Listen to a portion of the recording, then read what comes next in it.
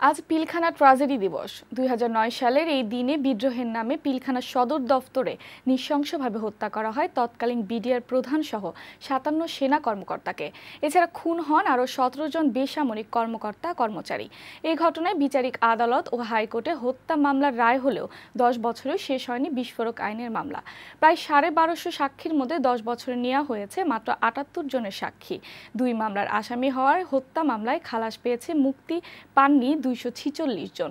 এদিকে বনানী কবরস্থানে শ্রদ্ধার পাশাপাশি নানা আয়োজনে স্মরণ করা হচ্ছে বিডিআর বিদ্রোহের নিহতদের। নাইম আল জিকোর প্রতিবেদন। ২৫ ফেব্রুয়ারি ২০০৯ সকাল ৯:৩০।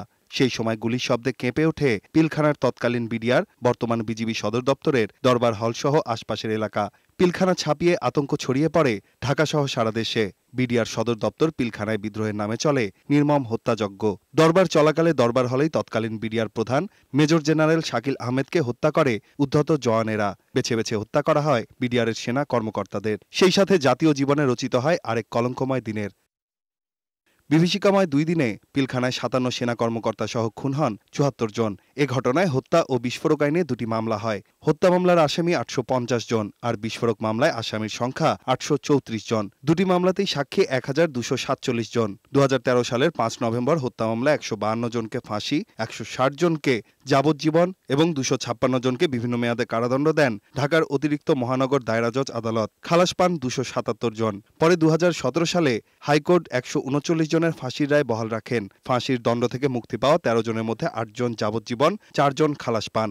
তবে রায়ের পূর্ণাঙ্গ নথি প্রকাশ না হওয়ায় এসব রায়ের বিরুদ্ধে উচ্চ আদালতে আপিল প্রক্রিয়া শুরু করতে পারছেন না আসামিপক্ষের আইনজীবীরা। হাইকোর্ট বিভাগের এই রায়ের কপি আমরা হাতে পেলে যারা ফাঁসির আদেশ বহাল আছে কিংবা যাদের যাবজ্জীবন সাজা হয়েছে তাদের পক্ষে আমাদের আপিল অথবা লিভ টু আপিল যার ক্ষেত্রে যেটা প্রযোজ্য সেটি আমরা ফাইল করব।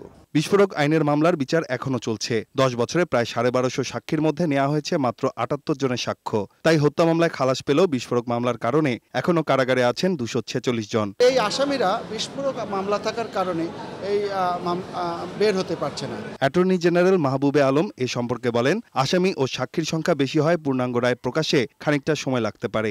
বিচারপতিরাও যেরকম খুব চুলচেরা বিশ্লেষণ করে বিচার করার চেষ্টা করছেন, সেই জন্যই রায় প্রকাশ হতে হয়তো দেরি হচ্ছে। আগামী ৪ মার্চ মহানগর দায়রা জজ ইমরুল কায়েসের আদালতে বিস্ফোরক মামলার ৭৫তম কার্যদিবসে সাক্ষ্য গ্রহণের জন্য দিন ধার্য রয়েছে।